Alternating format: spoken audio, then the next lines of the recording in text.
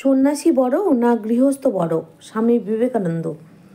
একজন রাজা তার রাজ্যে কোনো সন্ন্যাসী এলেই জিজ্ঞাসা করতেন, যে সংসার ত্যাগ করে সন্ন্যাসী হয়েছে আর যে সংসার থেকে গৃহস্থের কর্তব্য করছে, এদের মধ্যে কে বড়? অনেক পণ্ডিত এর উত্তর দেওয়ার চেষ্টা করলেন। কেউ বলেন সন্ন্যাসী বড়। রাজা বলেন, শুধু মুখে বললে হবে না, প্রমাণ দেখাতে হবে। না পারলে তাদেরকে বিবাহ দিয়ে গৃহস্থ করে দেওয়া হবে। তখন কেউ কেউ বলল, যে গৃহস্থের কর্তব্য করে সে বড়। এবারও রাজা একই কথা বলেন, প্রমাণ দিতে হবে। প্রমাণ দিতে না পারলে শাস্তি পেতে হবে। শেষে এলেন একজন তরুণ সন্ন্যাসী। রাজা তাকে প্রশ্ন করলেন। তিনি বলেন, মহারাজ, সকলেই আপন ক্ষেত্রে বড়। রাজা বললেন, প্রমাণ দাও। সন্ন্যাসী বলেন, প্রমাণ দেব, তবে কয়েকদিন আপনাকে আমার মতো জীবন কাটাতে হবে, যাতে আমি প্রমাণ দিতে পারি। রাজা রাজি হয়ে সন্ন্যাসীর সঙ্গে নিজের রাজ্যে ছেড়ে অন্য রাজ্যে পেরিয়ে এক বিরাট রাজ্যে এসে উপস্থিত হলেন। সে রাজ্যে গিয়ে দেখেন রাজধানীতে এক বিশাল উৎসব চলছে।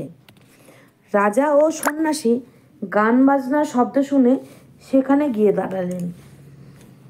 ঘোষক চিৎকার করে বলছে, এই দেশের রাজকন্যার স্বয়ংবর হবে।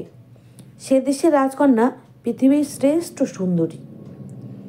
রাজার মৃত্যুর পর তার স্বামী রাজ্যের রাজা হবেন।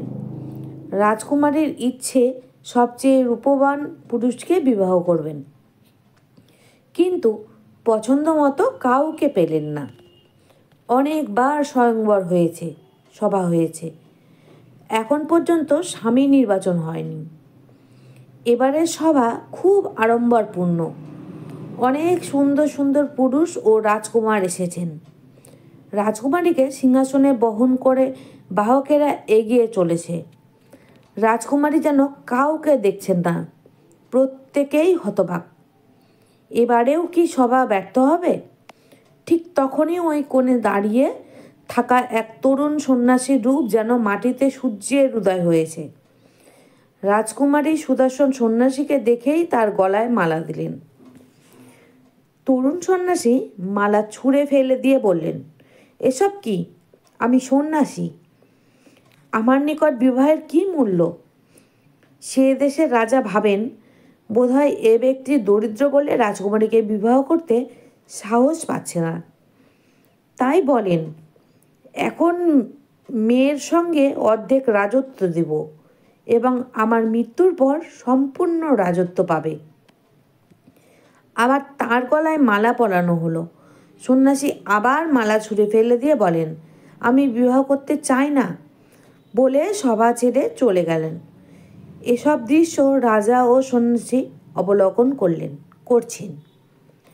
রাজকুমারী ওই তরুণ সন্ন্যাসীকে দেখে এত ভালোবেসেছিল যে রাজকুমারী বলেন, হয় এ সন্ন্যাসীকে বিয়ে করব, নয় আত্মহত্যা করব। রাজকুমারী সন্ন্যাসীকে ফিরিয়ে আনতে তার পেছনে ছুটলেন। তখন আমাদের গল্পের শুরুর যে রাজা ও যে সন্ন্যাসী রাজাকে এদেশে এনেছিল, তিনি বললেন, মহারাজ চলুন, আমরাও ওদের পেছনে যাই। সুতরাং ওরা চলল।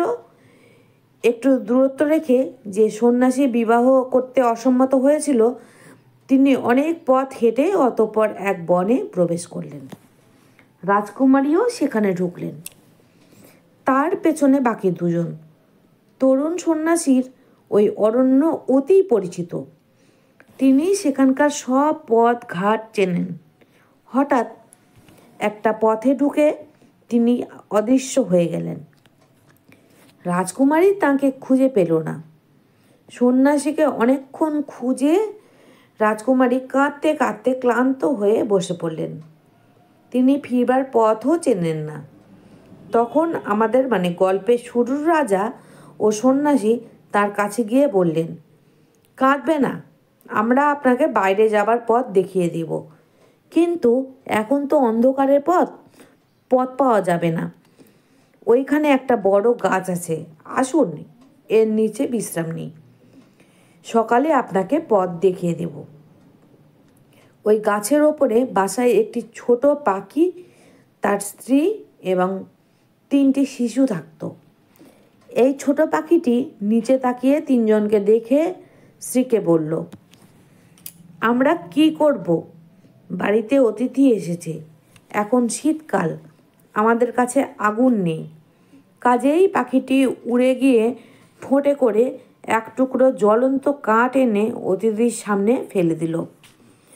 তারা ওতে কাঠ কুঠা দিয়ে বড় আগুন করে নিলেন, কিন্তু গাছে বসবাস করা ছোট পাখিটা এতে সন্তুষ্ট হতে পারল না।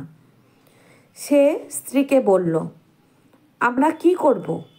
এরা ক্ষুধার্ত, অথচ এদের খেতে দেওয়ার মতো আমাদের নিকট কিছুই নাই। আমাদের গৃহস্থ বাড়িতে কেউ এলে এদের খাওয়ানো আমাদের কর্তব্য। কিছু আমায় করতেই হবে, আমার দেহকে ওদের দান করব। সুতরাং সে আগুনে ঝাঁপিয়ে পড়ে মারা গেল। অতিথিরা তাকে পড়তে দেখে বাঁচাবার চেষ্টা করেও বাঁচাতে পারল না। ছোট পাখিটির স্ত্রী ও 3 শিশু পর্যায়ক্রমে ওই আগুনে ঝাঁপিয়ে পড়ে স্বামী ও পিতার অসম্পূর্ণ কর্তব্য সম্পূর্ণ করার জন্য আত্মাহুতি দিল। অতিথিদের সেবার জন্য তারা ভাবল একটা পাখির মাংস 3 জন অতিথির জন্য পর্যাপ্ত নয়, তাই স্বামী ও বাবার কর্তব্য সম্পাদনে আমাদের দেহও বিনষ্ট হোক। এসব দেখে বিস্মিত হয়ে এই 3 জন পাখিগুলোকে খেতে পারলেন না। তারা উপবাসে রাত কাটালেন। সকালে রাজা ও সন্ন্যাসী রাজকুমারীকে রাজার কাছে ফিরিয়ে দিয়ে দেশে চললেন। রাজ্যে ফিরে এসে সন্ন্যাসী রাজাকে বলেন, মহারাজ, আপনি দেখলেন তো, প্রত্যেকে স্ব স্ব ক্ষেত্রে মহান। যদি পৃথিবীতে থাকতে চান তাহলে যে কোনো মুহূর্তে পাখিদের মতো স্বার্থ ত্যাগের জন্য প্রস্তুত থাকুন। যদি সংসার ত্যাগ করতে চান তাহলে তরুণটিকে অনুসরণ করুন, যার নিকট শ্রেষ্ঠ সুন্দরী এবং রাজত্বের কোনো মূল্য নেই। গৃহস্থ হতে চাইলে অন্যের কল্যাণের জন্য জীবন উৎসর্গ করুন। যদি ত্যাগের জীবন গ্রহণ করেন তাহলে এমনকি সৌন্দর্য, অর্থ, ক্ষমতাকেও তুচ্ছ করুন। প্রত্যেকে আপন ক্ষেত্রে মহৎ, কিন্তু প্রত্যেকের কর্তব্য আলাদা।